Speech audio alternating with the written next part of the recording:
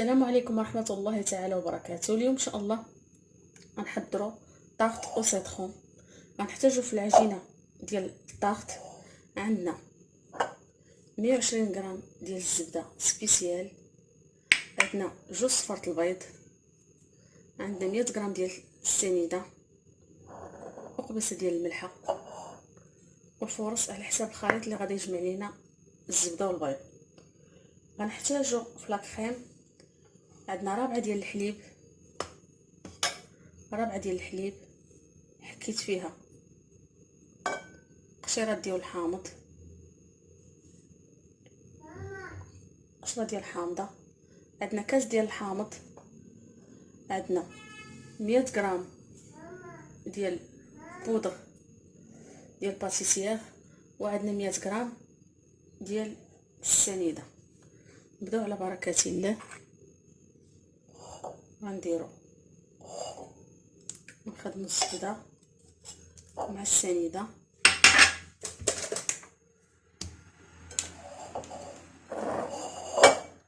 الزبده مع السنيده مع قبيصه ديال الملحه.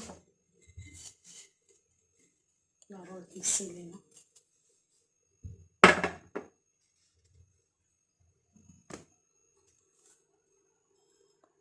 السنيده، نخلطو هاد الخليط مزيان.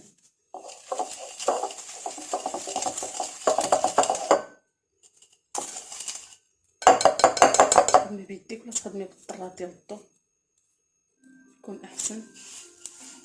بسم الله. ندخلو هاد 100 غرام ديال السنيده في الزبده مزيان،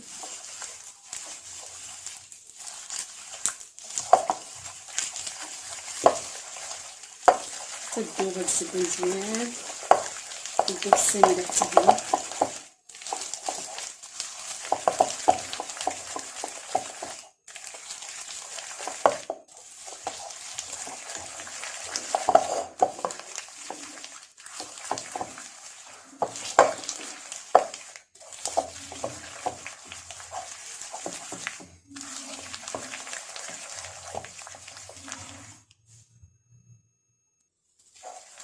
خدمناها مزيان حتى كتذوب ديك السنيده مزيان، كتولي هكا بوماط.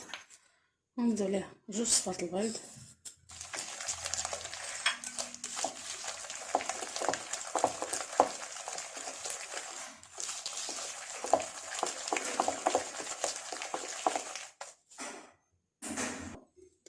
الدقيق اللي غادي يجمع ليا هاد الزبده. مكندلكهاش، غير كنخلط الطرف ديال صبعاني.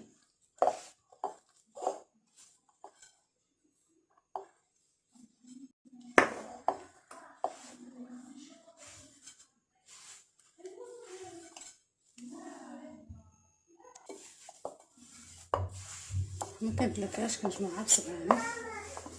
غتجمع متبقاش تلصق في اليدين، وغنديرها في بلاستيكه وندخلها للثلاجه واحد ربع ساعه. غنطلقها في المول ديالي. تبان على هذا الشكل.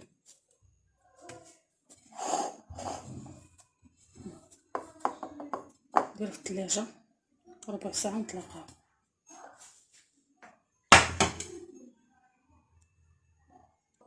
مقادير لا كريم باتيسير ديال الحامض: ربعه ديال الحليب، 100 غرام 100 غرام ديال بودر ديال الكريم باتيسير، 100 غرام تقريبا 3 المعالق، 100 غرام ديال السنيده حتى هي تقريبا تكون 3 المعالق. تيبقى السكر على حساب الذوق. الطيبه ديال الحامض، وعندنا كاس ديال الحامض،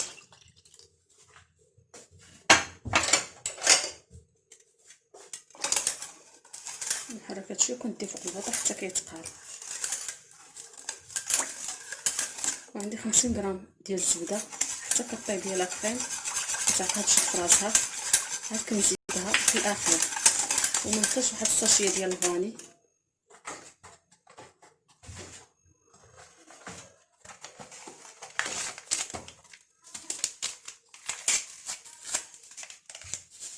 شويه ديال الفاني وقشور الحامض. راني درت شويه قشور الحامض في الحليب.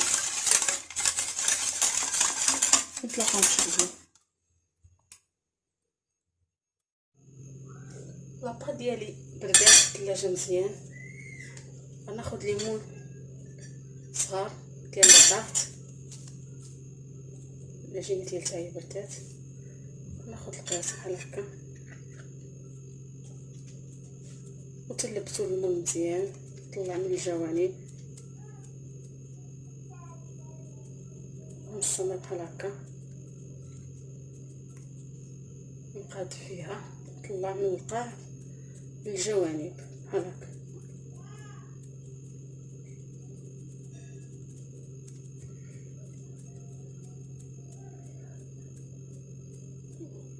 برك عليها هكا من الجناب باش تشد لافورم ديال المول على هاد الشكل بحال هكا. برك عليها من الجناب هنا ضروري بحال هكا بحال هكا. عاد غنقاد ليها دابا الجناب. غنطلع العجينه اللي بقات لي نطلعها هكا على الجناب نلصقها واللي شاطره غنحيدو بحال هكا.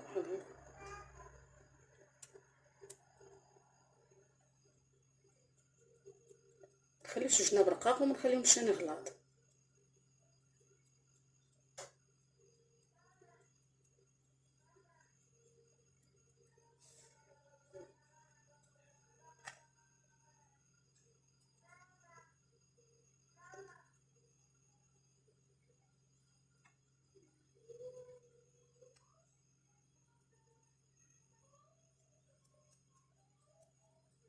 حتى كتجيني على هذا الشكل وكنتقابها بالشوكه وتندخلهم يطيبوا. الا عندي الحمص ولا اللوبيا نقدر نعمرهم بهم.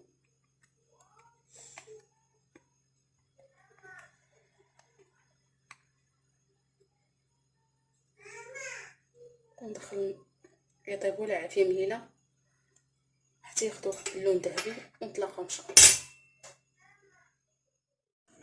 الكريم باتيسير كنديروها فوق البوطه وما تنهدوش عليها من التحراك حتى كتعقد.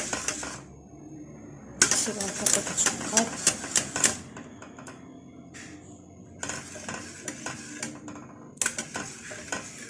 عاد غنزيدو ليها ديك 50 غرام ديال السمنه.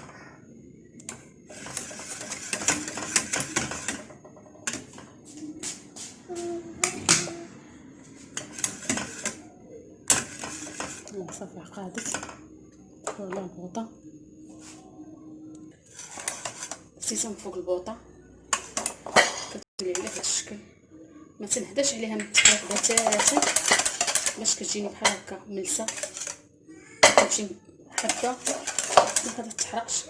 نزيد على هاد 50 غرام ديال الزبده.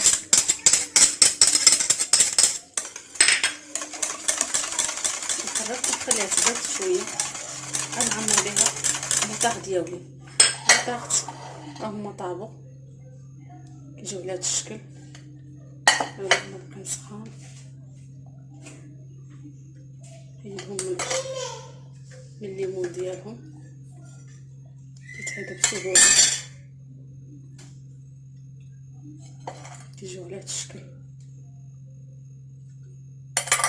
الكريم هي كتبرد وغادا نعمر بها شويه. تبرد شويه ونعمر بها لي طاغط ديالي ندخل للثلاجه. والتزيين كيبقى على حسب الذوق. نتلاقاو ان شاء الله في تتمه الوصفه. هادو هما لي طاغط ديالنا. زوقناهم بشويه الشوكولا صغار. درت ليهم كريم باتيسير بالشوكولا زي بالكركاع. يجيو على هاد الشكل.